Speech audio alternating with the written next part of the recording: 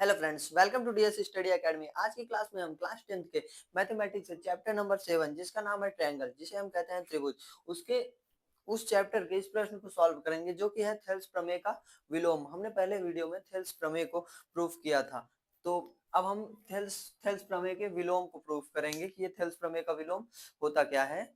इसे हम प्रूफ करेंगे। यदि आपने उस थेल्स प्रमेय को नहीं देखा है, तब यदि आपने थेल्स प्रमेय को नहीं देखा है तब ये आपको थेल्स प्रमेय का विलोम समझ में नहीं आएगा। इसलिए हमने उस वीडियो के थेल्स प्रमेय के वीडियो के लिंक को इस वीडियो के डिस्क्रिप्शन में दे दिया है। आप वहां से जाकर पहले आप थेल्स प्रमेय को देख लीजिए, फिर उसके बाद आप थेल्स प्रमेय के विलोम को देखिए, क्योंकि थेल्स प्रमेय को विलोम को प्रूफ करने के लिए हमें थेल्स प्रमेय की जरूरत पड़ेगी। जब तक आप थेल्स प्रमेय को नहीं समझेंगे तब तक आपको ये विलोम थेल्स प्रमेय का विलोम समझ में नहीं आएगा। इसलिए आप पहले जाकर उस वीडियो को देख लीजिए। हम इसको सॉल्व करेंगे। यदि एक रेखा किसी त्रिभुज की दो भुजाओं को कोई रेखा यदि एक रेखा किसी त्रिभुज की दो भुजाओं को एक ही अनुपात में विभाजित करती है, कोई रेखा है किसी त्रिभुज के दो भुजाओं को एक ही अनुपात में विभाजित करती है, तो हमें दिखाना है कि जो तीसरी भुजा होगी उसकी जो तीसरी भुजा होगी वो समांतर होगी। हमें दिखाना है इसको। तो पहले हम इसका डायग्राम बनाएंगे।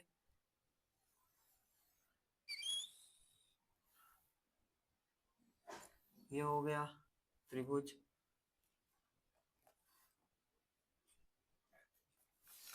हमारा प्रश्न यही है, ये मतलब इसी इसी यही प्रश्न है। ये जो लिखा है, मूलभूत आधारभूत समानुपातिकता प्रमेय का विलोम का कथन बताइए एवं इसको सिद्ध कीजिए। ये प्रश्न भी वही प्रश्न है, बस ये पूरा एक एक चीज बता के दे रहा है कि यदि एक रेखा किसी त्रिभुज, ये सब कुछ एक एक चीज बता दे रहा है। ये डायरेक्ट बोला है मूलभूत आधारभूत समानुपातिकता प्रमेय का विलोम प्रूफ कीजिए, कि हमें मूलभूत आधारभूत समानुपातिकता प्रमेय का विलोम का कथन बताना है और सिद्ध करना है। ये प्रश्न दोनों सेम लिखा हुआ है।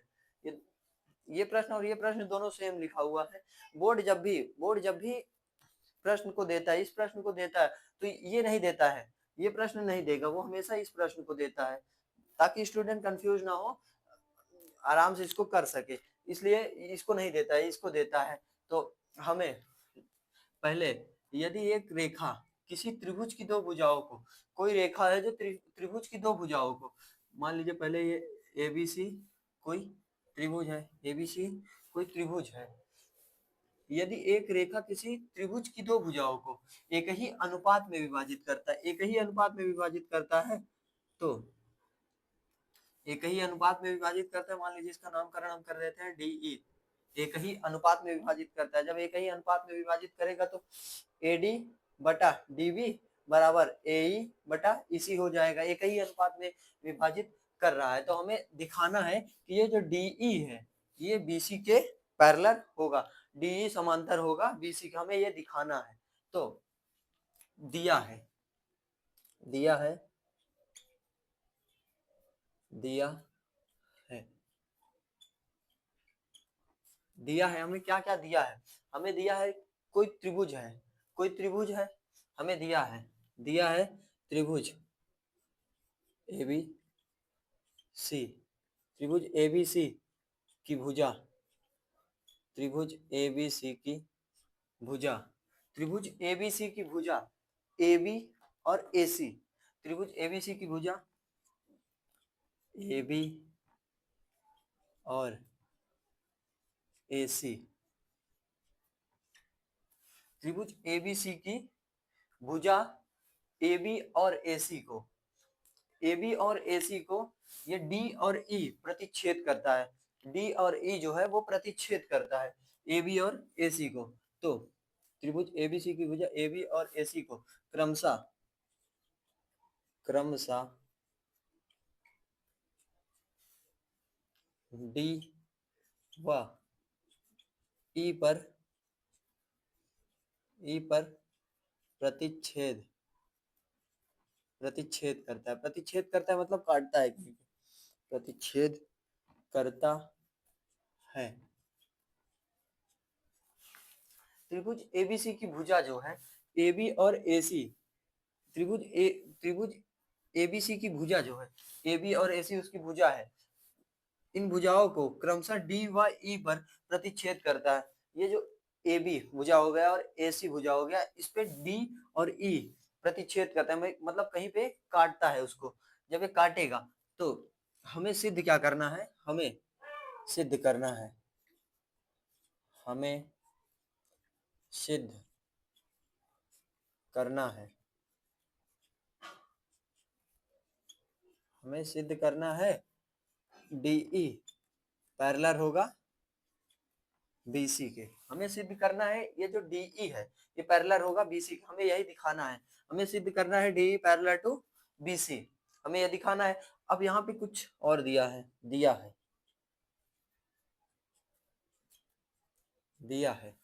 क्या दिया है, यदि एक रेखा किसी त्रिभुज की दो भुजाओं को एक ही अनुपात में विभाजित करे, एक ही अनुपात में विभाजित करे, तो ये हमें दिया एक ही अनुपात में विभाजित करे, मतलब एडी बटा डीबी इज इक्वल टू एई बटा ईसी, ये हमें दिया है। एडी बटा डीबी बराबर एई बटा ईसी, ये हो गया समीकरण 1। ये हमें दिया है, ये पूरा हमें प्रश्न में ही बोल दिया गया था, यदि एक रेखा किसी त्रिभुज की दो भुजाओं को एक ही अनुपात में विभाजित करे, ये हमें दिया है। तो हमने लिख दिया एडी बटा डीबी इज इक्वल टू एई बटा ईसी। अब यहाँ पे हम कुछ उपपत्ति रचना करेंगे, उपपत्ति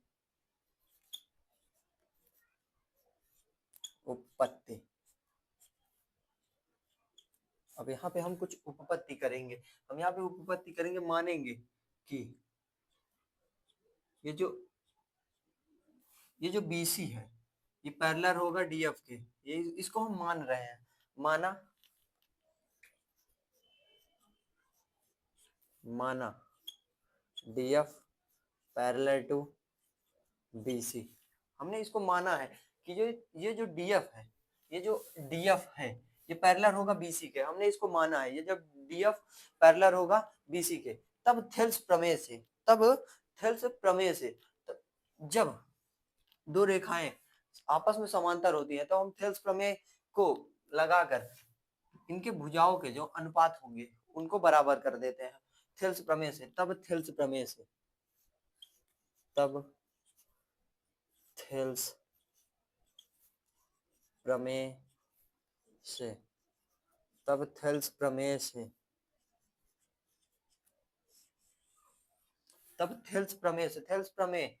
प्रमेय क्या होगा, थेल्स प्रमेय से दोनों भुजाओं का अनुपात जो होगा वो बराबर होगा। तो यहाँ पे हमने लिया है DF पैरेलल टू BC, तो हम E को नहीं देखेंगे, DF लिया है, DF parallel to BC, DF parallel to BC लिया है, तो यहाँ पे जो भुजा का अनुपात होगा वो होगा AD बटा DB और बराबर AF बटा FC। E को हमने पैरेलल नहीं माना है, DF को माना है, DE को नहीं माना है, DF को माना है, DE पैरेलल टू BC हमें दिखाना है, यही सिद्ध करना है हमें। जब ये थेल्स प्रमेय से, तो ये हो जाएगा AD बटा DB,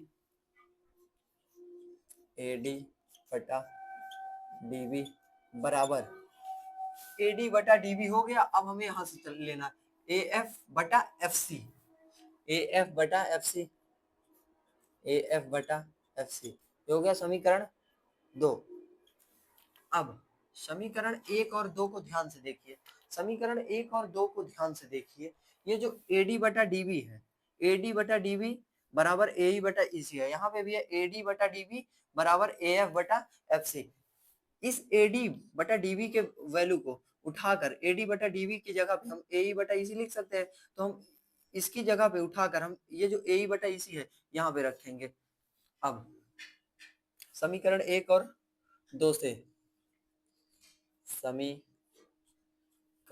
1 और समीकरण 2 से, समीकरण 1 और समीकरण 2 से, समीकरण 1 और समीकरण 2 से, समीकरण 1 और समीकरण 2 से इस जो AD बटा DB की वैल्यू ये AE बटा EC दी है, इसको उठा के हम इस जगह पे रख देंगे, AE बटा EC बराबर AF बटा FC।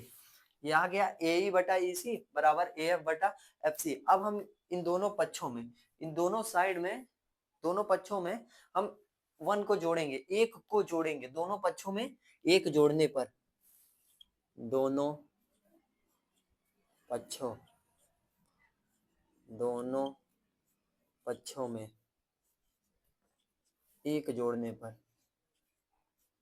1 जोड़ने पर, दोनों पक्षों में 1 जोड़ने पर, हम दोनों पक्षों में 1 को जोड़ेंगे तो ये हो जाएगा AE बटा AC प्लस 1 AF बटा FC प्लस 1। अब यहाँ से हम एलसीएम लेंगे, इसमें से जब हम एलसीएम लेंगे तो ये आएगा EC बट AE, यहाँ से जब हम एलसीएम लेंगे AE प्लस, अब ये EC इधर मल्टीप्लाई करेगा तो ये हो जाएगा EC बटा में AC बराबर AF, उसी प्रकार यहाँ भी ये FC इससे मल्टीप्लाई करेगा प्लस FC हो जाएगा बटे में FC। अब इस AE प्लस EC को आप यहाँ डायग्राम में देखिए, ये जो AE प्लस EC है, ये AE प्लस EC होगा, ये AE plus EC is equal to हो जाएगा AC। ये जो AC का जब आप खंड करेंगे, जब AC को आप तोड़ेंगे तो AC को आप कैसे तोड़ सकते हैं, ये AE प्लस EC जब मिलेगा तभी तो AC बनेगा, तो ये AE प्लस EC हो जाएगा AC बटा AC बराबर, उसी प्रकार आप इसको देखिए AF प्लस FC, ये AF प्लस FC है, जब AF प्लस FC को जोड़ेंगे तो ये भी बनेगा AC, FC तो नीचे है ही है। अब इस AC को इस AC से काट दीजिए, इस ये जो AC है इस AC से कट गया, अब यहाँ पे 1 बाई EC बराबर 1 बाई FC। अब इनका मल्टीप्लाई करा दीजिए, तिरछा मल्टीप्लाई, ये FC जो है इधर चला जाएगा, EC जो है इधर चला आएगा, FC बराबर EC, ये FC बराबर EC है, ये जो FC बराबर EC आया है मतलब ये C यहाँ से ये CE जितना होगा ये CF भी उतना ही होगा, ये यहाँ से हम जो दिखा रहे हैं ये जो CE है ये CF के बराबर होगा। यहाँ से तो दिख नहीं रहा है, यदि आप डायग्राम को देखेंगे, यदि आप चित्र को देखेंगे तो यहाँ से आपको लग नहीं रहा कि ये बराबर होगा, लेकिन हमने प्रश्न को सॉल्व किया तो आ रहा है FC बराबर EC, CF बराबर CE, ये दिखा रहा है कि ये दोनों बराबर हैं। ये बराबर तभी संभव है, ये बराबर तभी संभव है, ये जो E और F है जब ये दोनों संपाती होंगी, जब ये दोनों संपाती होंगे, संपाती क्या होता है, संपाती रेखा क्या होती है, संपाती वो होती है जब दोनों एक ही बिंदु पे हो, उसे हम कहते हैं संपाती रेखा। ये जो F और E है ये दोनों संपाती हैं, कहीं ना कहीं ये F और E दोनों एक ही बिंदु पर है, दोनों एक ही बिंदु पर है, तभी तो ये FC बराबर EC आया है। अब यहाँ पे हम लिखेंगे यह तभी संभव है, यह तभी संभव, यह तभी संभव है जब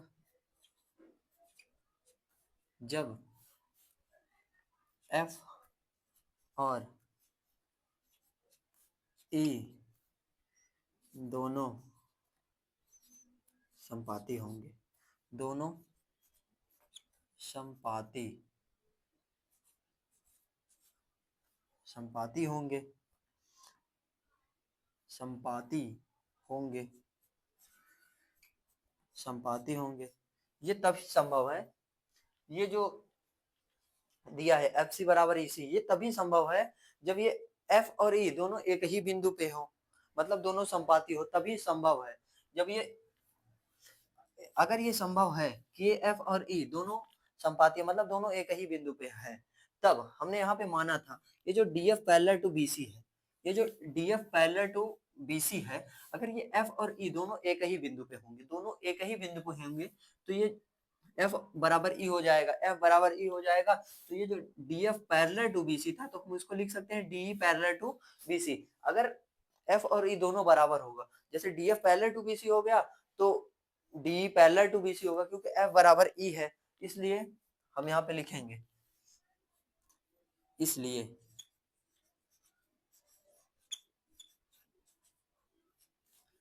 डीएफ डीएफ को तो दिखा चुके हैं, डीएफ को तो माना ही है, डीई पैरेलल टू बीसी। ये जो डीई है ये पैरेलल है बीसी के। हमने यहाँ पे माना था DF parallel to BC. F और ई दोनों एक ही बिंदु पे है, दोनों एक ही बिंदु पर है, दोनों एक ही बिंदु पे है, तो इसलिए डीएफ की जगह पे डीई पैरेलल टू बीसी को हम कर सकते हैं। हमें इसी को प्रूफ करना था, हमने इसे प्रूफ कर दिया है। आपको हमने पहली वीडियो में आपको थेल्स प्रमेय कराया था। जब तक आप थेल्स प्रमेय को नहीं देखेंगे, आपको ये थेल्स प्रमेय का विलोम समझ में नहीं आएगा, क्योंकि इसमें थेल्स प्रमेय का प्रयोग हमें करना है। जब तक आप थेल्स प्रमेय नहीं समझेंगे तब तक आप थेल्स प्रमेय का विलोम नहीं कर सकते हैं। हमने इस वीडियो के डिस्क्रिप्शन में थेल्स प्रमेय वीडियो का लिंक दे दिया है, आप वहां से जाके पहले उस वीडियो को देख लीजिए, फिर आप इसको देखिएगा।